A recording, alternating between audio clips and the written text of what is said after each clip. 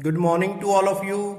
Welcome in Punjabi session. I am Gurvinder Singh Gill, your Punjabi teacher. ਵਿਦਿਆਰਥੀਓ ਅੱਜ ਅਸੀਂ ਤੁਹਾਡੀ ਜਿਹੜੀ ਬੁੱਕ ਹੈ ਉਹਦਾ 16ਵਾਂ ਲੈਸਨ 97 ਨੰਬਰ ਪੇਜ ਤੇ ਕਰ ਜਾ ਰਹੇ ਹਾਂ, ਜਿਸ ਦਾ ਸਿਰਲੇਖ ਹੈ ਆਪਣਾ ਆਪਣਾ ਹਿੱਸਾ। ਵਿਦਿਆਰਥੀਓ ਅਸੀਂ ਦੇਖਦੇ ਹਾਂ ਕਿ ਮਾਂ-ਬਾਪ ਜਿਹੜੇ ਸਾਡੇ ਤੁਹਾਡੇ ਮਾਂ-ਬਾਪ ਜਾਂ ਮੇਰੇ ਮਾਂ-ਬਾਪ ਉਹ ਸਾਨੂੰ ਕਿੰਨੇ ਦੁੱਖ ਤਕਲੀਫਾਂ ਝੱਲ ਕੇ ਸਾਨੂੰ ਪਾਲਦੇ ਆ। ਸਾਡਾ ਇਹ ਫਰਜ਼ ਹੈ ਕਿ ਅਸੀਂ ਮਾਂ ਪਿਓ ਦਾ ਸਤਿਕਾਰ ਕਰੀਏ, ਪਰੰਤੂ ਹੁੰਦਾ ਕੀ ਹੈ ਕੁਝ ਕੁ ਜਿਹੜੇ ਬੱਚੇ ਆ, ਕੁਝ ਕੁ ਜਿਹੜੀ ਔਲਾਦ ਆ ਉਹ ਆਪਣੇ ਮਾਂ ਪਿਓ ਦਾ ਸਤਿਕਾਰ ਨਹੀਂ ਕਰਦੇ, ਵੱਡੇ ਹੋ ਕੇ ਸਤਿਕਾਰ ਕਰਨਾ ਭੁੱਲ ਜਾਂਦੇ ਆ। ਸੋ ਇਸ ਤਰ੍ਹਾਂ ਦੀਆਂ ਜਿਹੜੀਆਂ ਗੱਲਾਂ ਨੇ ਉਹ ਅੱਜ ਅਸੀਂ ਇਸ ਲੈਸਨ ਦੇ ਵਿੱਚ ਪੜ੍ਹਾਂਗੇ ਕਿ ਕਿਸ ਤਰ੍ਹਾਂ ਇੱਕ ਜਿਹੜਾ ਸਾਡੇ ਕੋਲੇ ਜੈਲਾ ਹੈਗਾ, ਜਵਾਨ ਮਿਹਨਤੀ ਕਿਸਾਨ ਆ, ਉਹਦੇ ਬੱਚੇ ਕਿਸ ਤਰ੍ਹਾਂ ਜ਼ਮੀਨਦਾਰ ਦੇ ਭੁੱਖੇ ਬਣ ਜਾਂਦੇ ਆ, ਸਿਰਫ ਆਪਣਾ ਆਪਣਾ ਹਿੱਸਾ ਬਣਾਉਣ ਲਈ ਆਉਂਦੇ ਨੇ। ਮਾਂ ਪਿਓ ਦਾ ਪਿਆਰ ਉਹਨਾਂ ਦੇ ਵਿੱਚ ਬਿਲਕੁਲ ਨਹੀਂ ਰਹਿੰਦਾ। ਇਸ ਤਰ੍ਹਾਂ ਦੀ ਅੱਜ ਅਸੀਂ ਕਹਾਣੀ ਪੜ੍ਹਨ ਜਾ ਰਹੇ ਹਾਂ, ਜਿਸ ਦਾ ਸਿਰਲੇਖ ਹੈ ਆਪਣਾ ਆਪਣਾ ਹਿੱਸਾ। ਵਿਦਿਆਰਥੀਓ ਅਸੀਂ ਇਸ ਲੈਸਨ ਦੇ ਵਿੱਚ, ਇਸ ਕਹਾਣੀ ਦੇ ਵਿੱਚ ਸਭ ਤੋਂ ਪਹਿਲਾਂ ਦੇਖਦੇ ਹਾਂ ਕਿ ਜੈਲਾ ਇੱਕ ਕਿਸਾਨ ਆ, ਮਿਹਨਤੀ। ਉਹਦੀ ਪਿੰਡ ਦੇ ਵਿੱਚ ਬਹੁਤ ਜ਼ਿਆਦਾ ਚੜ੍ਹਤਾ, ਠੀਕ ਹੈ ਜੀ। ਜੈਲੇ ਦੇ ਦੋ ਵੱਡੇ ਭਰਾ ਨੇ, ਸਵਰਨ ਸਿੰਘ ਤੇ ਕਰਮ ਸਿੰਘ, ਤੇ ਉਹਨਾਂ ਦੀ ਛੋਟੀ ਭੈਣ ਹੈ ਜੀ ਬਚਨੋ, ਠੀਕ ਹੈ ਜੀ। ਸਵਰਨ ਸਿੰਘ ਤਿੰਨ ਭਰਾਵਾਂ ਵਿੱਚੋਂ ਸਭ ਤੋਂ ਵੱਡਾ ਵਾ, ਸਭ ਤੋਂ ਵੱਧ ਪੜ੍ਹਿਆ ਲਿਖਿਆ ਹੈ। ਆਪਣੀ ਹਿੰਮਤ ਦੇ ਨਾਲ ਉਹ ਓਵਰਸੀਰ ਦੇ ਅਹੁਦੇ ਤੇ ਲੱਗਿਆ ਹੋਇਆ ਹੈ। ਓਵਰਸੀਰ ਇੱਕ ਅਹੁਦਾ ਹੁੰਦਾ ਬੇਟਾ, ਚੰਗੀ ਕਮਾਈ ਕਰਕੇ ਉਹ ਸ਼ਹਿਰ ਦੇ ਵਿੱਚ ਕੋਠੀ ਪਾ ਕੇ ਰਹਿ ਰਿਹਾ, ਤੇ ਉਸ ਦੀ ਇੱਕ ਧੀ ਹੈ ਤੇ ਦੋ ਪੁੱਤਰ ਆ, ਠੀਕ ਹੈ ਜੀ। ਉਸ ਤੋਂ ਬਾਅਦ ਅਸੀਂ ਕਰਦੇ ਹਾਂ ਕਿ ਸਵਰਨ ਸਿੰਘ ਦਾ ਜਿਹੜਾ ਵੱਡੇ ਲੋਕਾਂ ਦੇ ਨਾਲ ਮੇਲ ਜੋਲ ਕਾਫੀ ਜ਼ਿਆਦਾ, ਜਿਹੜਾ ਸ਼ਹਿਰ ਦੇ ਵਿੱਚ ਰਹਿ ਰਿਹਾ। ਅੱਜ ਅਸੀਂ ਬੇਟਾ ਉਹ ਤਿੰਨ ਭਰਾਵਾਂ ਦੀ ਗੱਲ ਕਰਾਂਗੇ ਇਸ ਲੈਸਨ ਦੇ ਮੁਤਾਬਕ, ਜਿਨ੍ਹਾਂ ਨੇ ਆਪਣੇ ਮਾਂ-ਬਾਪ ਨੂੰ ਸਾਂਭਣ ਦੇ ਲਈ ਸਿਰਫ ਹਿੱਸਾ ਬਣਾਉਣ ਲਈ ਆ ਰਹੇ ਆ, ਲੜਕੀ ਵੀ ਤੇ ਉਹ ਖੁਦ ਭਰਾ ਵੀ। ਸੋ ਇਹਦੇ ਵਿੱਚੋਂ ਸਾਨੂੰ ਇੱਕ ਸਿੱਖਿਆ ਜ਼ਰੂਰ ਮਿਲਦੀ ਹੈ ਕਿ ਚਾਹੇ ਵੀ ਚੰਗੇ ਆ ਚਾਹੇ ਮਾੜੇ ਆ, ਸਾਡੇ ਮਾਂ-ਪਿਓ ਨੂੰ ਸਾਡੀ ਸਾਂਭਣ ਦੀ ਜ਼ਿੰਮੇਵਾਰੀ, ਉਹਨਾਂ ਦੀ ਦੇਖਭਾਲ ਕਰਨ ਦੀ ਜ਼ਿੰਮੇਵਾਰੀ ਸਾਡੀ ਬਣਦੀ ਆ, ਠੀਕ ਹੈ। ਇਸ ਦੇ ਵਿੱਚ ਕੋਈ ਮਤਲਬਖੋਰੀ ਨਹੀਂ ਹੋਣੀ ਚਾਹੀਦੀ ਸਾਡੀ, ਵੀ ਭਾਵ ਕਿ ਅਸੀਂ ਆਪਦਾ ਹਿੱਸਾ ਲੈਣ ਦੇ ਬਾਰੇ ਨਹੀਂ ਸਾਂਭਣਾ। ਸਾਨੂੰ ਇਹਦੇ ਵਿੱਚ ਸਿੱਖਿਆ ਮਿਲਦੀ ਆ। ਆਪਾਂ ਦੇਖਦੇ ਆ ਕਿ 2-2.5 ਕਿੱਲੇ ਜ਼ਮੀਨ ਉਸ ਦੇ ਹਿੱਸੇ ਆਉਂਦੀ ਆ, ਜਿਹੜਾ ਸ਼ਹਿਰ ਦੇ ਵਿੱਚ ਰਹਿੰਦਾ ਜੈਲਾ ਸਿੰਘ। ਪਰੰਤੂ ਸਵਰਨ ਨੇ ਮਤਲਬ ਸਾਰੀ ਜ਼ਮੀਨ ਆ ਜਿਹੜੀ ਉਹ ਜੈਲਾ ਸਿੰਘ ਨੂੰ ਦਿੱਤੀ ਹੋਈ ਆ। ਸਵਰਨ ਥੋੜਾ ਜਿਹਾ ਤਿੰਨੇ ਭਰਾਵਾਂ ਦਾ ਵੱਡਾ ਭਰਾ ਹੈਗਾ, ਉਹ ਥੋੜਾ ਜਿਹਾ ਅਮੀਰ ਆ, ਉਹਨੇ ਆਪਦੇ ਹਿੱਸੇ ਦੀ ਜਿਹੜੀ ਜ਼ਮੀਨ ਆ ਉਹ ਜੈਲੇ ਨੂੰ ਦੇਤੀ।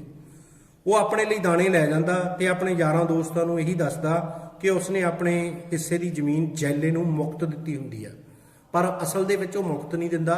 ਉਹਦੇ ਬਦਲੇ ਦੇ ਵਿੱਚ ਉਹ ਉਸ ਤੋਂ ਕਣਕ ਵਗੈਰਾ ਜਾਂ ਹੋਰ ਦਾਣੇ ਲੈ ਜਾਂਦਾ। ਕਰਮ ਸਿੰਘ ਜੈਲੇ ਤੋਂ 2 ਸਾਲ ਵੱਡਾ ਹੈ, ਠੀਕ ਹੈ ਜੀ।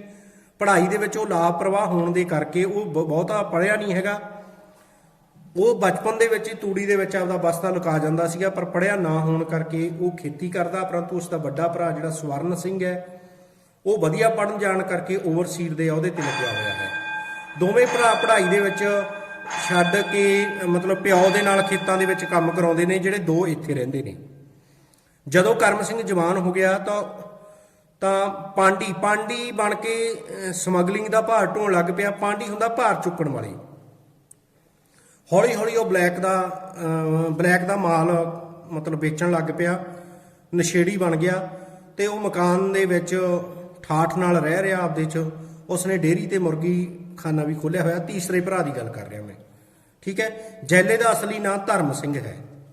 ਜਿਹੜਾ ਜੈਲਾ, ਜਿਹੜਾ ਮਿਹਨਤੀ ਕਿਸਾਨ ਆ, ਉਹਦਾ ਅਸਲੀ ਨਾਂ ਧਰਮ ਸਿੰਘ ਆ। ਉਹ ਖੁੱਲੇ ਜਿਸਮ ਦਾ ਹੋਣ ਕਰਕੇ ਭਲਵਾਨੀ ਵਿੱਚ ਪੈ ਗਿਆ ਸੀਗਾ।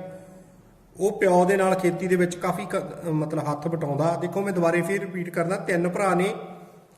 ਇੱਕ ਤਾਂ ਹੈ ਜੈਲਾ, ਇੱਕ ਸਵਰਨ ਜਿਹੜਾ ਪੜ੍ਹ ਲਿਖ ਜਾਂਦਾ, ਜੈਲਾ ਜਿਹੜਾ ਮਤਲਬ ਜ਼ਿਆਦਾ ਨਹੀਂ ਪੜ੍ਹਦਾ, ਖੇਤੀ ਕਰਦਾ। ਇੱਕ ਹੈਗਾ ਉਹਨਾਂ ਦਾ ਭਰਾ ਜਿਹੜਾ ਸਮਗਲਿੰਗ ਕਰਨ ਲੱਗ ਜਾਂਦਾ, ਪਰੰਤੂ ਉਹਦੇ ਕੋਲ ਪੈਸਾ ਬਹੁਤ ਆ, ਉਹਦਾ ਨਾਂ ਹੈ ਕਰਮ ਸਿੰਘ, ਠੀਕ ਹੈ ਜੀ। ਨੈਕਸਟ ਬੇਟਾ ਅਸੀਂ ਕਰਦੇ ਹਾਂ ਇਸੇ ਸਟੋਰੀ ਦੇ ਵਿੱਚ ਕਿ ਭੈਣ ਭਰਾਵਾਂ ਨੂੰ ਅਹਿਸਾਸ ਨਹੀਂ ਸੀ ਕਿ ਉਹਨਾਂ ਦੀ ਇੱਕ ਛੋਟੀ ਭੈਣ ਵੀ ਬਚਨੋਂ ਵੀ ਹੈ, ਚੰਗੇ ਘਰ ਦੇ ਵਿੱਚ ਵਿਆਹੀ ਹੋਈ ਆ।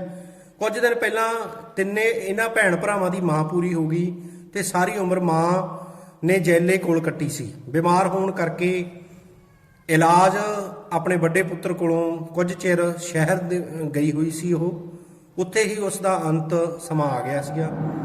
ਤਾਂ ਇਸ ਤੋਂ ਅੱਗੇ ਜੈਲੇ ਦਾ ਦਿਲ ਰੋਂਦਾ ਸੀ ਕਿਉਂਕਿ ਮਾਂ ਉਹਦੇ ਕੋਲੇ ਰਹਿੰਦੀ ਸੀ। ਪਰੰਤੂ ਅਖੀਰਲੇ ਦਿਨ ਉਹ ਜ਼ਰੂਰ ਸਵਰਨ ਸਿੰਘ ਕੋਲ ਚਲੀ ਗਈ ਸੀ, ਪਰੰਤੂ ਅਸਲ ਦੇ ਵਿੱਚ ਉਹ ਜੈਲੇ ਕੋਲ ਰਹਿ ਰਹੀ ਸੀ। ਸਾਰੀ ਉਮਰ ਉਸਦੇ ਮਾਂ ਉਸਦੇ ਕੋਲ ਹੀ ਰਹੀ ਹੈ। ਮਰਨ ਵੇਲੇ ਉਸ ਕੋਲ ਚਲੀ ਗਈ ਹੈ। ਇੱਕ ਮਾਂ ਹੀ ਸੀ ਉਸ ਕੋਲ। ਉਹ ਖੁਦ ਇਹ ਗੱਲਾਂ ਕਹਿੰਦਾ, ਜਿਸ ਨੇ ਉਸਨੂੰ ਅੰਤਾਂ ਦਾ ਪਿਆਰ ਦਿੱਤਾ ਸੀ, ਸਦਾ ਉਸਦੇ ਹੱਕ ਵਿੱਚ ਡਟ ਕੇ ਬੋਲਦੀ ਸੀ, ਉਹੀ ਸੀ ਜਿਹੜੀ ਜੈਲੇ ਬਾਰੇ ਕਹਿੰਦੀ ਹੁੰਦੀ ਸੀ, ਇਹ ਤਾਂ ਮੇਰਾ ਲੋਲੜ ਪੁੱਤ ਹੈ। ਭਾਵ ਕਿ ਕਹਿਣ ਦਾ ਭਾਵ ਬੇਟਾ ਹੈ ਵੀ ਇੱਕ ਮਾਂ ਸੀ ਜਿਹੜੀ ਉਹ ਜੈਲੇ ਨੂੰ ਪਿਆਰ ਕਰਦੀ ਸੀ। ਹੋਰ ਕੋਈ ਵੀ ਜੈਲੇ ਨੂੰ ਪਿਆਰ ਨਹੀਂ ਸੀ ਕਰਦਾ, ਕਿਉਂਕਿ ਜੈਲਾ ਇੱਕ ਗਰੀਬ ਸੀ, ਕਿਸਾਨ ਸੀਗਾ। ਠੀਕ ਹੈ ਜੀ। ਇਸ ਤੋਂ ਅੱਗੇ ਅਸੀਂ ਕਰਦੇ ਹਾਂ ਜੀ ਬਸ ਹੁਣ ਉਹਨਾਂ ਦੇ ਕੋਲ ਇੱਕ ਬੁੱਢਾ ਪਿਓ ਜਿਹੜਾ ਬਿਸ਼ਨ ਸਿੰਘ ਰਹਿ ਗਿਆ ਸੀ। ਬਿਸ਼ਨ ਸਿੰਘ ਉਹਨਾਂ ਦੇ ਪਿਤਾ ਦਾ ਨਾਂ ਸੀ। ਉਸ ਦੀਆਂ ਔਖਿਆਈਆਂ ਨੂੰ ਸਮਝਦੇ ਹੋਏ ਜੈਲੇ ਨੂੰ ਤੰਗੀ ਉਸਨੇ ਆਪਣੀ ਤੰਗੀ ਸੀ ਜੈਲੇ ਦੀ ਤੰਗੀ ਉਸਦੀ ਆਪਣੀ ਤੰਗੀ ਸੀ। ਭਾਵ ਕਿ ਉਹ ਵੀ ਉਹਨੂੰ ਪਿਆਰ ਕਰਦਾ ਸੀ। ਉਸਨੇ ਆਪ ਇੱਕ ਗਰੀਬ ਕਿਸਾਨ ਦੀ ਜੂਨ ਹੰਢਾਈ ਸੀ। ਉਹ ਆਪ ਵਿਚਾਰਾ ਨਿਮਾਣਾ ਜਿਹਾ ਜੱਟ ਸੀ। ਉਹਦਾ ਪਿਤਾ ਉਹ ਆਪਣੇ ਵੱਡੇ ਪੁੱਤਰਾਂ ਤੇ ਪੈਸੇ ਦੇ ਰੋਹਬ ਹੇਠ ਆ ਗਿਆ ਸੀ। ਹੁਣ ਉਹਨਾਂ ਕੋਲ ਕੁਝ ਕਹਿ ਹੀ ਨਹੀਂ ਸੀ ਸਕਦਾ, ਕਿਉਂਕਿ ਉਹ ਆਪਦੇ ਪੁੱਤਰ ਨੂੰ ਕੁਝ ਨਹੀਂ ਸੀ ਕਹਿ ਸਕਦਾ। ਜੈਲੇ ਨੂੰ ਆਪਣੇ ਵੱਡੇ ਭਰਾ ਦੀ ਬੜੀ ਖਿਝ ਆਉਂਦੀ ਸੀ। ਵੱਡਾ ਭਰਾ ਉਸਨੂੰ ਅੰਗਾ ਸਾਕਾਂ ਸਾਹਮਣੇ ਯਤੀਮ ਜਿਹਾ ਬਣਾ ਦਿੰਦਾ ਸੀ। ਜ਼ਮੀਨ ਵਿੱਚੋਂ ਉਹ ਗੁਜ਼ਾਰੇ ਜੋਗੇ ਦਾਣੇ ਵੀ ਲੈ ਜਾਂਦਾ ਸੀ ਤੇ ਜ਼ਾਹਰ ਇੰਜ ਕਰਦਾ ਸੀ ਕਿ ਜ਼ਮੀਨ ਉਸਦੇ ਜੈਲੇ ਨੂੰ ਦਾਨ ਕਰ ਦਿੱਤੀ ਹੈ। ਜੈਲੇ ਤੋਂ ਜ਼ਮੀਨ ਛੱਡੀ ਨਹੀਂ ਸੀ ਜਾਂਦੀ।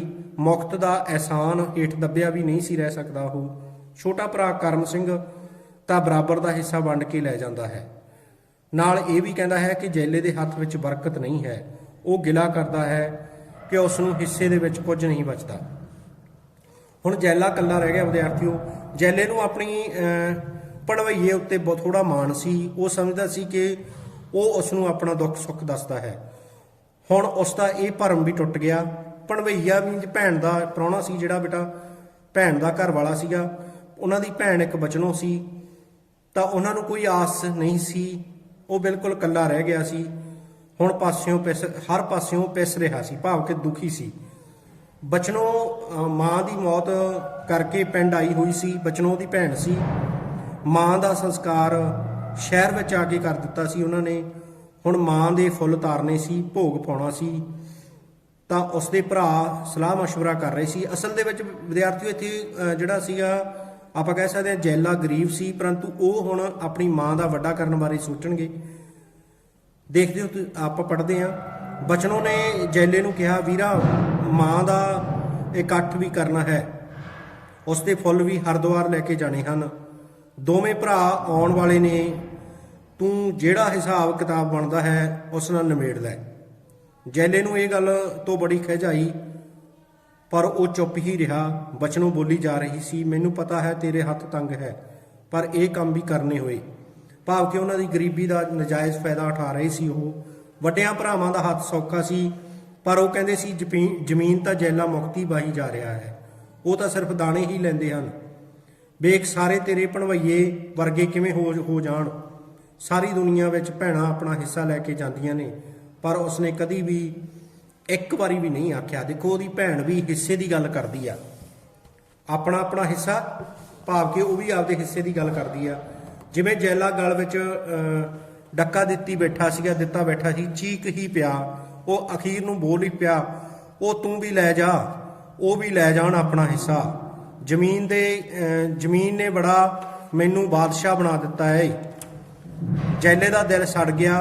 ਕੋਈ ਉਸ ਦਾ ਖਿਆਲ ਨਹੀਂ ਸੀ ਕਰ ਰਿਹਾ, ਸਭ ਉਸ ਨੂੰ ਦੱਬੀ ਜਾ ਰਹੇ ਸੀ। ਇੰਨੇ ਨੂੰ ਸਵਰਨ ਸਿੰਘ ਤੇ ਕਰਮ ਸਿੰਘ ਵੀ ਪਹੁੰਚ ਗਏ। ਉਹ ਡਿਉੜੀ ਦੇ ਵਿੱਚ ਬਾਪੂ ਬਿਸ਼ਨ ਸਿੰਘ ਕੋਲ ਬੈਠੇ ਸਨ। ਬਚਨੋਂ ਦੀ ਵੀ ਆ ਕੇ ਬਹਿ ਗਈ ਸੀ।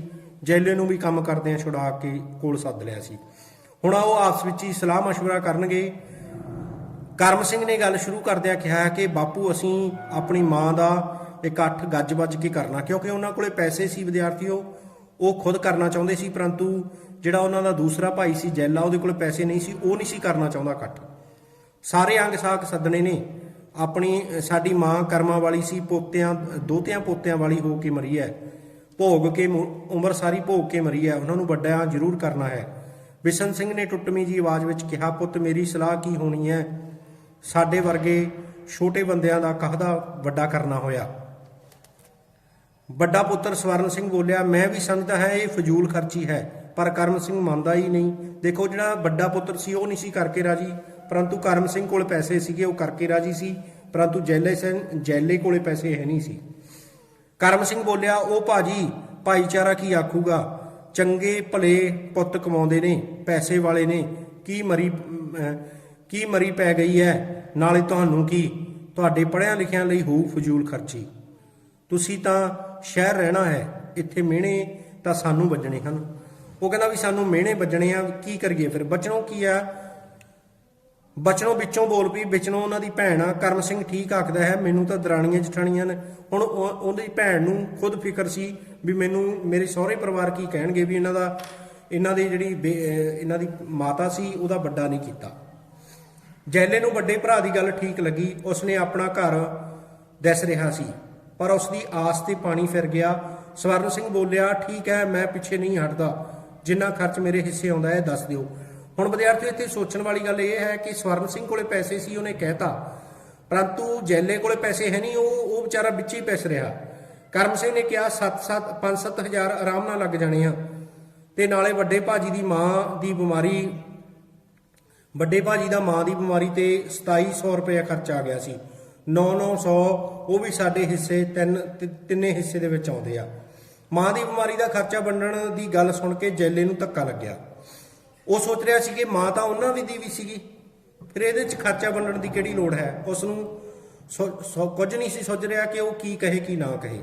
ਬਿਸ਼ਨ ਸਿੰਘ ਹਿੰਮਤ ਕਰਕੇ ਬੋਲਿਆ, ਮਾਂ ਦੀ ਬਿਮਾਰੀ ਤਾਂ ਜੇ ਖਰਚ ਕਰ ਦਿੱਤਾ ਤਾਂ ਕੀ ਹੋਇਆ, ਜੈਲੇ ਵਿਚਾਰੇ ਨੇ ਸਾਰੀ ਉਮਰ ਉਸ ਨੂੰ ਰੋਟੀ ਦਿੱਤੀ ਹੈ ਤੇ ਖਵਾਈ ਹੈ। ਬਚਨੋਂ ਤਾਂ ਜਿਵੇਂ ਉਵਾਲੇ ਪਈ ਖਾਂਦੀ ਸੀ, ਉਹ ਬੋਲੀ, ਆਹ ਗੱਲ ਠੀਕ ਨਹੀਂ ਹੈ, ਜੇ ਇਸ ਨੇ ਰੋਟੀ ਖਵਾਈ ਹੈ ਤਾਂ ਗੁਲਾਮੀ ਵੀ ਉਹ ਸਾਰੀ ਉਮਰ ਇਸ ਨੂੰ ਹੀ ਕਰਦੇ ਰਹੇ ਆ। ਮਾਂ ਪਿਓ ਦੇ ਹਿੱਸੇ ਦੀ ਜਾਇਦਾਦ ਵੀ ਤਾਂ ਇਹੋ ਖਾਂਦਾ ਰਿਹਾ। ਉਹਨਾਂ ਨੇ ਹਿੱਸੇ ਦੀ ਗੱਲ ਕਰਨ ਲੱਗੀ ਆ ਵਿਦਿਆਰਥੀਓ, ਆਪਾਂ ਆਪਣਾ ਹਿੱਸੇ ਦੀ ਗੱਲ ਕਰ ਰਹੇ ਆ, ਤਾਂ ਉਹ ਸਾਰੇ ਮਤਲਬ ਹੀ ਸੀਗੇ, ਸਿਰਫ ਆਪਣੇ ਹਿੱਸੇ ਵੱਲ ਧਿਆਨ ਦੇ ਰਹੇ ਸੀ, ਆਪਣੇ ਮਾਤਾ ਪਿਤਾ ਵੱਲ ਕੋਈ ਧਿਆਨ ਨਹੀਂ ਸੀ ਦੇ ਰਹੇ। ਜੈਲਾ ਚਮਕ ਕੇ ਬੋਲਿਆ, ਤੂੰ ਚੁੱਪ ਕਰ, ਵੱਡੀ ਆ ਗਈ ਵਕੀਲਣੀ। ਅਖੀਰ ਨੂੰ ਜੈਲੇ ਨੂੰ ਬੋਲਣਾ ਪੈ ਗਿਆ। ਲਾਸਟ ਦੇ ਉੱਤੇ ਬੇਟਾ ਅਸੀਂ ਪੜ੍ਹਦੇ ਹਾਂ ਕਿ ਬਚਨੋਂ ਬੋਲੀ, ਕਹਿੰਦੀ ਮੇਰਾ ਹਿੱਸਾ ਵੀ ਜ਼ਮੀਨ ਵਿੱਚ ਹੈਗਾ। ਦੇਖੋ ਇੱਕ ਲੜਕੀ ਬੋਲਦੀ ਆ, ਉਹ ਕਹਿੰਦੀ ਜ਼ਮੀਨ ਦੇ ਵਿੱਚ ਤਾਂ ਫਿਰ ਮੇਰਾ ਹਿੱਸਾ ਵੀ ਹੈਗਾ। ਕਰਮ ਸਿੰਘ ਨੇ ਕਿਹਾ, ਚਲੋ ਛੱਡੋ, ਸ਼ਾਂਤ ਹੋ ਜਾਵੋ, ਅਸਾਂ ਜੈਲਿਆ ਮਾਂ ਦੇ ਫੁੱਲ ਗੰਗਾ ਵਿੱਚ ਤਾਰਨ ਨੂੰ ਲੈ ਕੇ ਜਾਣੇ ਐ। ਮੈਂ ਜੈਲਾ ਗੁੰਮਸੁੰਮ ਹੋ ਗਿਆ। ਕਿਉਂਕਿ ਵਿਦਿਆਰਥੀ ਉਹ ਗੁੰਮਸੁੰਮ ਕਿਉਂ ਹੋਇਆ ਸੀ, ਕਿਉਂਕਿ ਉਹਦੇ ਕੋਲੇ ਖਰਚਣ ਦੇ ਲਈ ਪੈਸੇ ਹੈ ਨਹੀਂ ਸੀ। ਉਸ ਦੇ ਅੰਦਰ ਝੱਖੜ ਸੀਗਾ ਜਿਹੜਾ ਉਹ ਚੱਲ ਰਿਹਾ ਸੀ। 2 ਮਿੰਟਾਂ ਬਾਅਦ, ਦੇਖੋ ਧਿਆਨ ਨਾਲ ਸੁਣਿਓ ਵਿਦਿਆਰਥੀਓ, ਆ 2 ਪਹਿਰੇ ਸੁਣਨ ਵਾਲੇ ਨੇ। ਉਹ ਇੱਕਦਮ ਉੱਠ ਕੇ ਖਲੋ ਗਿਆ। ਉਹ ਬੜੇ ਰੋਹਬ ਦੇ ਨਾਲ ਬੋਲਿਆ, ਦੇਖੋ ਜੀ, ਤੁਹਾਡੇ ਤੋਂ ਕੋਈ ਗੱਲ ਛਿਪੀ ਨਹੀਂ ਹੈ, ਆਪਣੇ ਤੋਂ ਤਾਂ ਅਜੇ ਨਹੀਂ ਸੀ। ਇਹ ਗੰਗਾ ਗੁੰਗਾ ਦੇ ਫੁੱਲ ਪੁੱਗਣੇ, ਜੇ ਬਹੁਤੀ ਗੱਲ ਹੈ ਤਾਂ ਮਾਂ ਦੇ ਫੁੱਲ ਤੁਸੀਂ ਗੰਗਾ ਪਾਓ। ਇਹ ਪਿਓ ਬੈਠਾ ਹੈ, ਮੈਂ ਤੁਹਾਡੇ ਸਾਹਮਣੇ ਜਿਉਂਦਾ ਜਾਗਦਾ ਹਾਂ, ਇਸਦੇ ਮੈਂ ਇਕੱਲਾ ਹੀ ਗੰਗਾ ਪਾਉ। ਉਹਨਾਂ ਨੇ ਵੰਡੀਆਂ ਪਾ ਲਈਆਂ। ਦੇਖੋ ਜਿਹੜਾ ਬੰਦਾ ਜਿਉਂਦਾ ਉਹਨੂੰ ਮਾਰਨ ਦੀ ਗੱਲ ਕਰ ਰਹੇ ਆ। ਉਹ ਤਿੰਨੇ ਪਿਓ ਪੁੱਤ ਹੈਰਾਨ ਹੋ ਗਏ, ਉਸ ਦੇ ਮੂੰਹ ਵੱਲ ਵੇਖ ਰਹੇ ਸਨ, ਪਰ ਉਹ ਰੁਕਿਆ ਨਹੀਂ। ਫਿਰ ਬੋਲਿਆ, ਸੱਚੀ ਗੱਲ ਹੈ, ਅਜੇ ਮੇਰੀ ਪੁੱਜਤ ਨਹੀਂ, ਪੁੱਜਤ ਮੀਨਜ਼ ਮੇਰੀ ਕੋਈ ਹੈਸੀਅਤ ਨਹੀਂ ਜਾਣਦੀ। ਜੇ ਇਹ ਵੀ ਸੌਦਾ ਮਨਜ਼ੂਰ ਨਹੀਂ ਹੈ ਸਰਦਾਰ ਜੀ, ਤਾਂ ਇੰਜ ਕਰ ਲਵੋ, ਆਹ ਲਓ ਕਿੱਲੀ, ਮੇਰੇ ਦਰਜੇ ਦੇ ਫੁੱਲ ਇਹਦੇ ਤੇ ਟੰਗ ਦਿਓ, ਤੇ ਜਦੋਂ ਮੇਰੇ 'ਚ ਪਹੁੰਚ ਹੋਈ ਤਾਂ ਮੈਂ ਪਾ ਆਊਂਗਾ। ਇੰਨੀ ਕਹਿ ਕੇ ਉਹ ਉਸ ਦੇ ਵੇਖਦਿਆਂ ਮੂੰਹ ਘੁੱਟ ਕੇ ਅੰਦਰ ਨੂੰ ਤੁਰ ਗਿਆ। ਉਹ ਅੰਦਰ ਜਾ ਕੇ ਭੁੱਬਾ ਮਾਰ ਕੇ ਰੋਇਆ, ਪਰੰਤੂ ਉਸ ਨੂੰ ਕੋਈ ਦਿਲਾਸਾ ਦੇਣ ਵਾਲਾ ਨਹੀਂ ਸੀ, ਕਿਉਂਕਿ ਸਭ ਨੂੰ ਤਾਂ ਆਪਣੇ ਹਿੱਸੇ ਨਾਲ ਮਤਲਬ ਸੀ। ਦੇਖੋ ਬੇਟਾ, ਲਾਸਟ ਲਾਈਨ ਹੈ ਜਿਹੜੀ ਆਪਾਂ ਪੜ੍ਹੀ ਆ, ਇਹਦੇ ਵਿੱਚ ਆਪਣਾ ਹਿੱਸਾ ਸੀ। ਸਿਰਲੇਖ ਨਾਲ ਸਟੋਰੀ ਪੜ੍ਹੀ ਆ ਕਿ ਹਰ ਬੰਦਾ ਮਤਲਬੀ ਹੋ ਗਿਆ, ਆਪਣੇ ਮਾਂ-ਬਾਪ ਨੂੰ ਕੋਈ ਪਿਆਰ ਨਹੀਂ ਕਰਦਾ, ਸਿਰਫ ਆਪਣੇ ਹਿੱਸੇ ਦੇ ਲਈ ਉਹਨਾਂ ਦਾ ਦੇਖ ਰੇਖ, ਜਿਵੇਂ ਇਸ ਸਟੋਰੀ ਦੇ ਵਿੱਚ ਅਸੀਂ ਪੜ੍ਹਿਆ ਵੀ ਉਹਨਾਂ ਦੀ ਸਾਂਭ ਸੰਭਾਲ ਆ ਜਿਹੜੀ ਉਹ ਆਪਣੇ ਹਿੱਸੇ ਦੇ ਲਈ ਕਰ ਰਹੇ ਨੇ। ਅਖੀਰ ਦੇ ਵਿੱਚ ਉਹਨੂੰ ਕੋਈ ਵੀ ਸੰਭਾਲਣ ਵਾਲਾ ਨਹੀਂ ਸੀ।